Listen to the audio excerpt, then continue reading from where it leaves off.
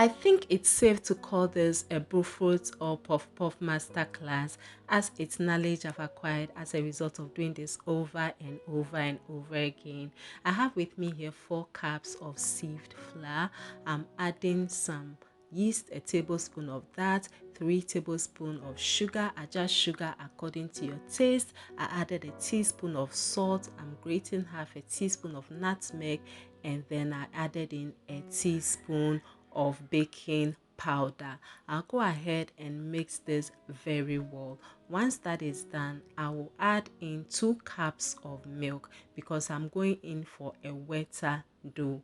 Now, if I were to do this on the same day and fry it on the same day, what I normally do is to use lukewarm milk. So the milk should be lukewarm. As for this particular type or the dough I am going in for, it doesn't necessarily matter whether it is room temperature or cold, because I'll be leaving this in my refrigerator overnight. If you are doing it in the same day, after covering it, you want to keep it in a very warm place so that in an hour or so your dough can double in size for you to fry. Because I am keeping it in my fridge, I didn't have enough space. The mixing bowl was not big enough. Now, the next day when I woke up, there was a spill over in the fridge because there was no space for this, and this was my first time that I left my dough in my fridge overnight, and I learned how to do it better. So stay tuned as we go along. So this is the next morning. I take it out. I'm just beating it so that the temperature will reduce a bit. Now, if the dough is wet, it is very easy for you to drop it in your oil. So for this particular one, it was 2 cups and 4 cups of bread flour, 2 cups of milk. Okay, now once you get your dough mixture right, you can add anything at all. This is another day, same mixture, but for this particular one, I didn't use 2 cups of milk. I used 1 cup and 2/3 cups of milk. Okay, and to correct that spillover that happened in the fridge, what I'll do is that I'll just use my knife to make some holes in there. Okay, that way when I keep it in the fridge, there will be no spill over at all. So once you know your how to make puff puff, you can add anything. If it's spinach, whatever you want to add, but occasionally I like to add my carrot. So this is the next day. Again, I kept this in the refrigerator overnight, and there was no spillover in my fridge as a result of making those holes. Okay, so kindly note that. Now, to prevent spillover and every other thing, apart from making holes in your stuff, the other thing will be to use a bigger mixing bowl. So this day I had a good space in my fridge, so I used a bigger mixing bowl. So this is how it looks. There was no spillover, it was not attached to the rubber or anything. And also when I was covering it, I covered it with just one cling film. If I was doing it same day, I'd have covered with two so that it will rise faster. But being in the fridge, I was able to cover it with just one, so there was some space by the side to prevent any spillover should there be any.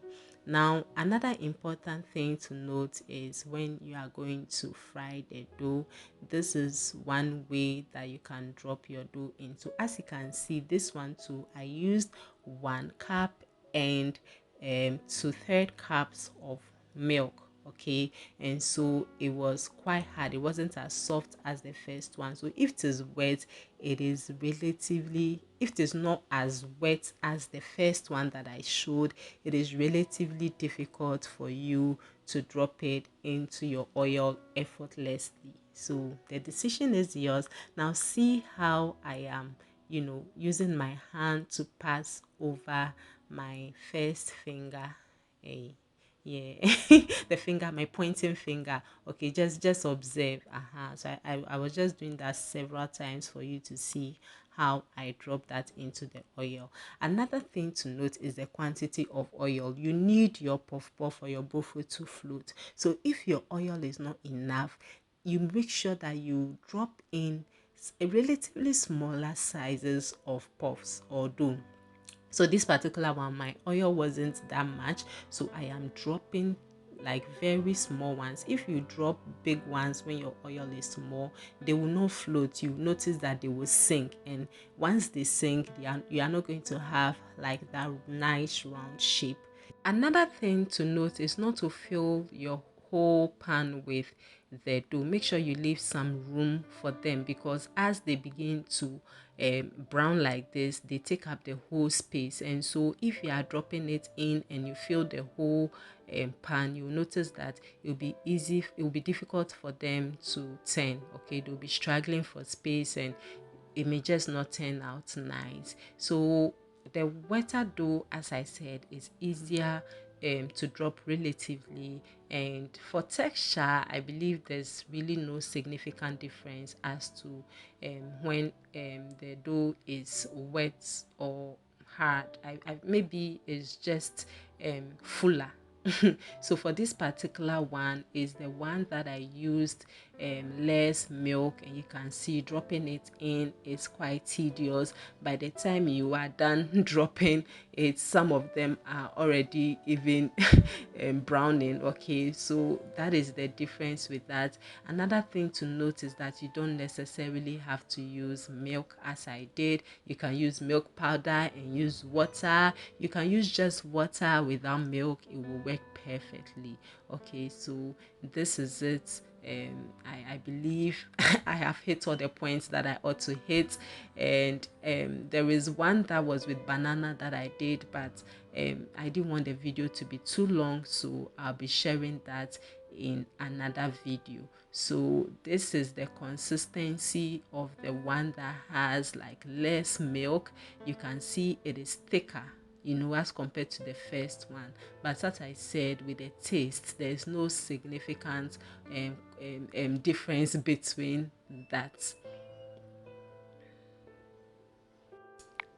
If you have any questions, kindly leave them in the comment section, and I'll see if I can do my best to answer it. Another important thing to know is the temperature of the oil. The oil should not be too hot, and it should not also be very low, else it will be soggy. If it is too hot too, it will look as though it is damp, and you open it and then you may see raw dough. You may not like that. And as you do this over and over again, it gets better. You get to know your stove, you get to know the temperature of whatever you are using, and it just gets better. My name is Sianoki. Thank you so much. Please support me by liking, subscribing to my channel, and also follow me on all my socials.